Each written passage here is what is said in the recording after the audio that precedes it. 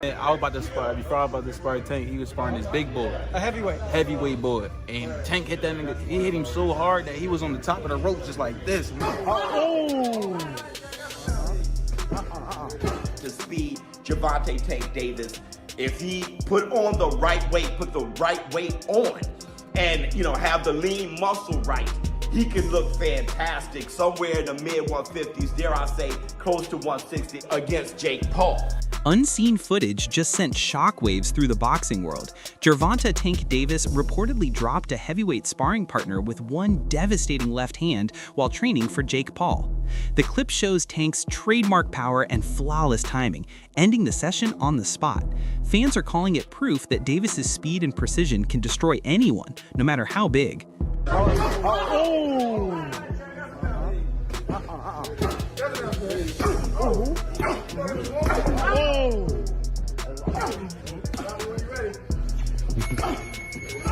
Showbiz the Adult predicts Gervonta Davis will come in around 154 pounds for the Jake Paul fight, brushing off claims that he'll be undersized. He says Tank's walked around at that weight before, even trained at 160, so it's nothing new. With years of sparring bigger men, Davis has sharpened his reflexes and counterpunching to perfection. Showbiz is confident Jake's size won't matter once Tank lands clean, boldly calling it Davis by knockout. 150s, dare I say close to 160 against Jake Paul. And dare I say it, I think that's the right thing for him to do. Why? I've been saying this. Number one, fighters need to start fighting closer to their walk-around weight. They're just healthier that way. They're just better and healthier that way. I mean, I know it's probably surprising them too. Like, that was the best I've seen Terrence Bud Crawford. Lamont Roach, he's fighting Pitbull at 140, coming from 130 and a pit stop at 135. You have Shakur Stevenson talking about fighting Teofimo Lopez. They're very close to making that fight at 140. And I think all of them would look their best there, especially Roach, where he ain't knocking nobody out down there at 130. But I bet you he'll be swatting far more at 140. Gervonta Tank Davis, I think, just like the others, fighting closer to your walk-around weight is just going to be one of the better performances for Gervonta Tank Davis. He's going to learn a lot about his body. He's going to learn a lot about himself and where he should campaign moving forward. Maybe even meeting Roach in that rematch at 140 himself. Also, another reason why I think it behooves him to come in knocking at 160 pounds is because of Jake Paul. It's not like Tank is going to dodge every punch Jake Paul throws, all right? Some of those going to land, and more than likely it's going to land on his guard. Tank is going to have his guard up. We need for him to be solid enough, his foundation and his base solid enough, so when Jake Paul hits him with those shots, he doesn't go flying around the ring. Tank's been putting in rounds with heavier sparring partners ahead of the Paul fight, but that's nothing new. He's always tested himself against bigger opponents, using those sessions to perfect his timing, precision, and control. With his power and fight IQ, handling size has never been a problem.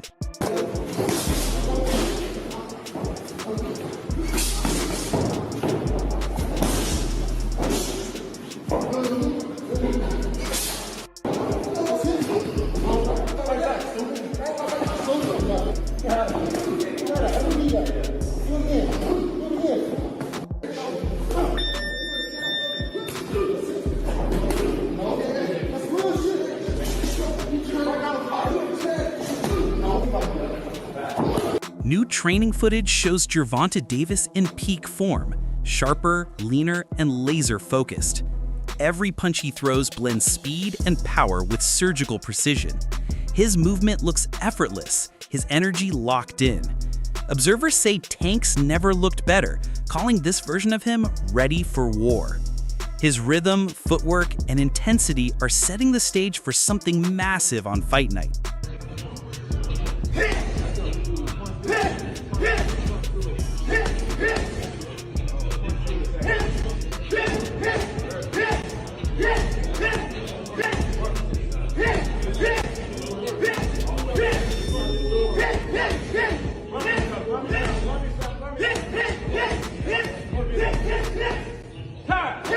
One major debate before this matchup is the size difference. Some think Jake Paul's bigger frame gives him the edge. Others say Tank's skills erase that completely. Those who know Davis know he's handled bigger men before.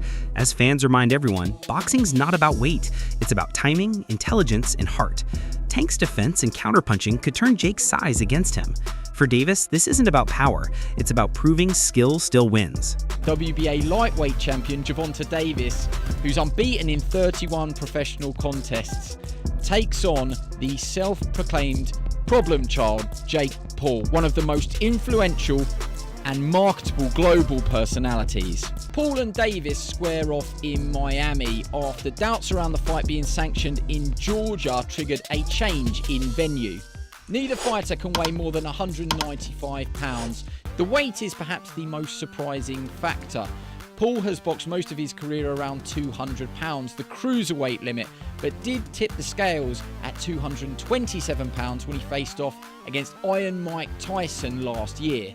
Davis, much smaller in stature, competes at the 135 pound mark and has also won world honours at super featherweight. And despite some discussions about possibly dropping down to 10 ounces, the pair seem set to wear 12-ounce gloves. And in terms of distance, despite the exhibition tag, the fight will play out over 10 3-minute rounds with 3 scoring judges at ringside, but the result will not be officially recorded on their professional records. Lamont Roach recently reignited tension with Gervonta Davis, claiming there's unfinished business between them. But analysts say Roach's frustration sounds more like envy. They note his tone's gotten personal as Tank continues to dominate headlines and cash huge paydays.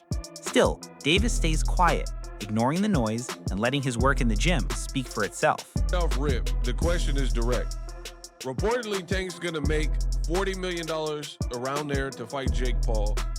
Would you do the same thing if you were in this situation? And he's like, actually, this is what I explained before. You're beating around the bush. It's really a yes or no. I would do it. I would take the 40 mil, or I wouldn't take the 40 mil. But let's listen to this long, drawn-out explanation. There's about $40 million that he's going to get paid. If you were in his shoes, wouldn't you do the same thing? See, now, this is something that I explain and express, and I hope everybody gets. That opportunity is an opportunity that you probably cannot pass up. But it's about how you handle it. It's about how you go about it. A lot of people don't know that he actually exercised his rights to the rematch, so that contractually binds us to a fight. You cannot breach that unless you do what you have to do to handle the business, to be like, okay, well, we mutually agree to let you move on or swindle around and fight Jake Paul for this money. If you think I'm going to sit back by the wayside and sit there and be like, well, even though I'm contracted to fight this guy for this amount of money on this certain day, I'm just going to sit here and be cool with, oh, he might not ever fight me, and he's going to go fight and get paid and get this money, and I'm not supposed to get anything? Experts argue that Gervonta Davis doesn't get the credit he deserves. His fights elevate his opponents' careers, even in defeat. Sharing the ring with him turns unknown names into global ones. Critics who claim he's dodged top competition forget that Tank's influence alone shapes modern boxing. His legacy isn't just built on knockouts, it's built on impact. Ongoing discussion in the boxing world about Gervonta Davis and Gervonta Davis, his resume, who he's gonna fight, the competitors that he's gonna fight. And every once in a while, something happens that proves that Gervonta Davis is the face of that. If he's not the face of boxing because people just don't want him to be that, man, he is real close to it, because other than Canelo Alvarez, and even consider Canelo Alvarez included, nobody in boxing has divisions circulating around him like Gervonta Davis does. And that was proved during this Lamont Roach versus Pitbull Cruz announcement for their pay-per-view. Just think about this. Gervonta Davis, they always say that Gervonta Davis has a poor resume, but yet Gervonta Davis, guys that fight Gervonta Davis, lose to Gervonta Davis, or get a draw to Gervonta Davis, can fight one another and make an anticipated pay-per-view between the two of them. Because that fight with Pitbull Cruz is a very, very popular fighter with Mexican fight fans. Lamont Roach got a lot of name exposure with black fight fans and Mexican fight fans and white fight fans, all with his draw that he got against Gervonta Davis. Now they believe that this is going to be able to be a profitable endeavor for a pay-per-view. Now, let me also tell you that Rolly Romero, who was somebody else that Gervonta Davis fought in the past, will be on a pay-per-view that's going to be successful, most likely. When he Stephen Fulton stepped up to defend Davis against claims he's fighting only for money. He reminded fans that every boxer deserves to secure their future after risking everything in the ring. Fulton said Tank's already proven his greatness, earning titles and respect, so if he's chasing big money fights now, he's earned it. His message was simple. Choosing smart fights doesn't mean selling out, it means surviving smart. Anybody in that position would have taken that fight, especially with the payout. It's like, that's a no-brainer, but I understand. I still feel for Lamont. That's my boy. Like he still want his rematch. But then when you be realistic about the money situation, you're changing your whole family life. Like, you know what I'm saying? It's people hate on it because they're not in that position. I'm not saying Lamont. I'm speaking like other boxers. Be like, oh, he this for that. He's this. It's a side quest. It's a little side quest. Because what happened when Floyd and all these guys went on WWE, but then they get right back to what they're doing? You know what I'm saying? So it's just like, it's another little side quest. I'm all for people just getting their money, so get the best, make the most that you can out of this entertainment world. Because, I mean, I don't know. I would have done it as far as the money aspect, because none of us would deny that money. They talking like they would, none of them would deny that money. Stephen Fulton stepped up to defend Davis against claims he's fighting only for money. He reminded fans that every boxer deserves to secure their future after risking everything in the ring. Fulton said Tank's already proven his greatness, earning titles and respect. So if he's chasing big money fights now, he's earned it. His message was simple. Choosing smart fights doesn't mean selling out, it means surviving smart. So in that sense, it's a little bit different. It's not different in the sense of a boxer in his prime or relative prime straying off the path, but this one is not. It's not like someone else, in a similar weight. It's like completely the opposite, and so that makes it, I think, look and feel weird. And then on top of it, obviously, Gervonta's got other business to handle. He looked to me, Gervonta, absolutely, completely disinterested. Even at the beginning of this year, and dude, even at the pre-fight Lamont Roach stuff, Tank was talking about how much time he has left in boxing, and he was clearly isn't much. The Lamont Roach fight, it blew up in his face, but Lamont Roach was cherry-picked. I think Tank thought, oh, I'll just fight another guy from, the mid-Atlantic area who's, remember Roach came up from 30 to 35 to fight him, and Tank thought he was just going to cruise, and then it blew up in his face, and, you're left with that. So, you're making a point about, oh, he's got this obligation. That's true, but he was already fucking around. He was already taking opponents that, again, I think Roach showed everyone that was a mistake, but put yourself in Tank's mind. Tank was taking a fight against someone he was clearly, in his mind anyway, better than, and was just going to cruise.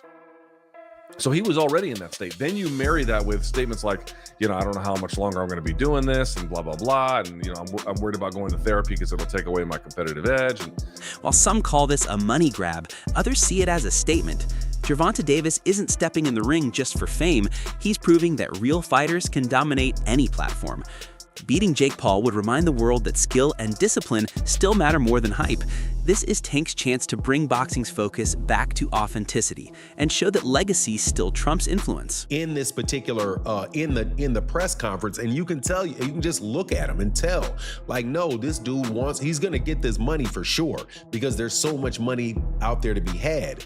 But Jake Paul better be not playing around, man. Not get cute, not play any games, don't hit him in the back of the head, don't rabbit punch him, don't do any of that stuff, man, because Mike Tyson, first of all, a lot of people think Mike Tyson was pulling punches on Jake Paul, and a lot of people think that Anderson Silva was pulling punches on him too. You're not gonna have a little Gervonta out there pulling punches on you, man, if you're out there playing games. So, I don't like the fight at all. However, as far as it being an entertaining situation, I almost guarantee you that that fight itself is going to be entertaining. That it's going to be something that you look at and you're going to say, man, everybody's going to watch it. Everybody's going to want to know what happens in it. But at the same time, it's kind of like what people think, you know, when you see a car crash, like you're driving down the road and all of a sudden the traffic gets heavy and you're like, man, I'm going to be in traffic for a long time. And then you drive forward a little bit and then you see, oh man, this is some accident on the other side of the road and everybody just slowing down to watch. That's the type of entertainment that you can expect from this fight between Gervonta Davis and Jake Paul. There's going to be a lot of people watching it, but I got to say, man, you really can't blame the guy on what he's doing. And there's a lot of criticism flying on Gervonta Davis. It's not Gervonta Davis's fault that boxing took this turn.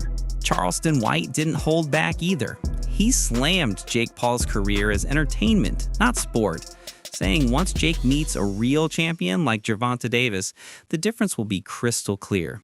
According to White, fame can't replace experience. Tank's reflexes, timing, and grit come from years of true competition, something Jake's never faced.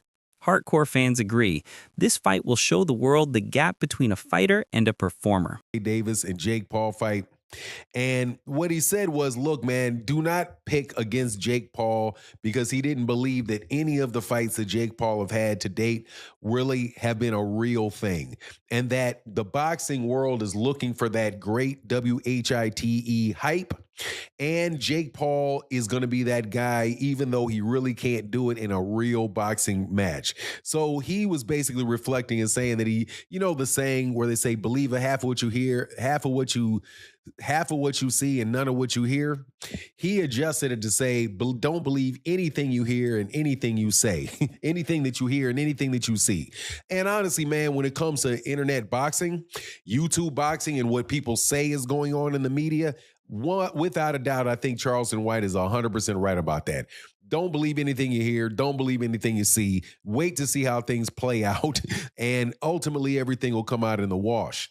Well, going into this fight with Gervonta Davis, I had my concerns about the fight because of the same type of reasoning that Charleston White used, except for mine is slightly different. I don't think that either one of these guys are going to try to do too much damage to each other.